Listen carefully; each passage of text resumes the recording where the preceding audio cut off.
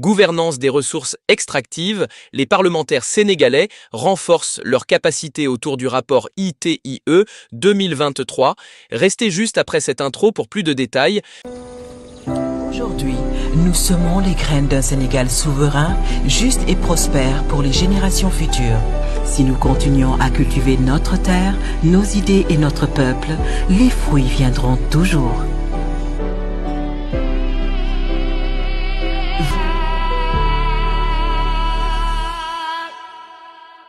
Dans une dynamique de transparence et de redevabilité dans la gestion des ressources naturelles, la Commission de l'énergie et des ressources minérales de l'Assemblée nationale a organisé, ce lundi 19 avril 2025, un important atelier de renforcement de capacité à l'intention des parlementaires.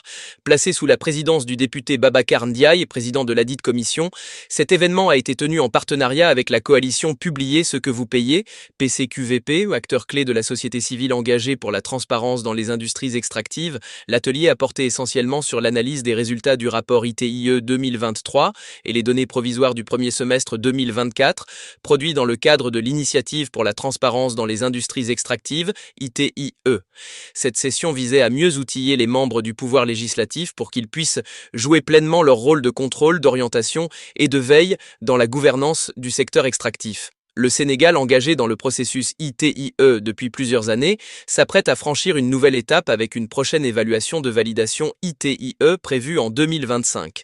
Dans ce contexte, l'implication active des parlementaires apparaît comme une exigence fondamentale pour renforcer les mécanismes de gouvernance, veiller à une répartition équitable des revenus issus des ressources naturelles et assurer une gestion durable de ce patrimoine national. L'analyse du rapport ITIE 2023 a permis de faire ressortir plusieurs recommandations sur les questions de fiscalité minière, de traçabilité des revenus extractifs, d'octroi de permis, ainsi que sur la participation des communautés locales au processus de décision. Ces données actualisées représentent un socle d'informations essentielles pour guider les réformes nécessaires, soutenir les initiatives parlementaires et mieux orienter les politiques publiques. En ouvrant les travaux, le président de la commission, honorable Babacar Ndiaye, a salué la qualité de la collaboration entre le Parlement et les organisations de la société civile, en particulier la coalition PCQVP. Il a exprimé sa satisfaction de voir les membres de sa commission s'approprier les instruments de transparence pour renforcer l'efficacité de leur mission.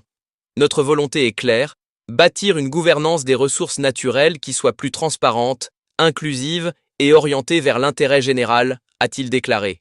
Il a également réaffirmé la disponibilité de la Commission à poursuivre ce type de partenariat stratégique pour assurer une meilleure appropriation des enjeux par les élus, mais aussi pour encourager l'implication des citoyens dans le suivi des politiques extractives. Cet atelier s'inscrit pleinement dans la vision d'un Parlement moderne, engagé dans une gouvernance participative où l'expertise technique vient appuyer le travail politique pour une meilleure efficacité. Les parlementaires, mieux informés, sont désormais mieux armés pour questionner, proposer et contrôler les actions de l'exécutif dans un secteur aussi stratégique que celui des ressources extractives, notamment dans un contexte d'exploitation croissante du gaz et du pétrole. Par ailleurs, les échanges ont mis en lumière l'importance de renforcer la sensibilisation des communautés locales sur leurs droits et sur les revenus générés par l'exploitation des ressources dans leur zone.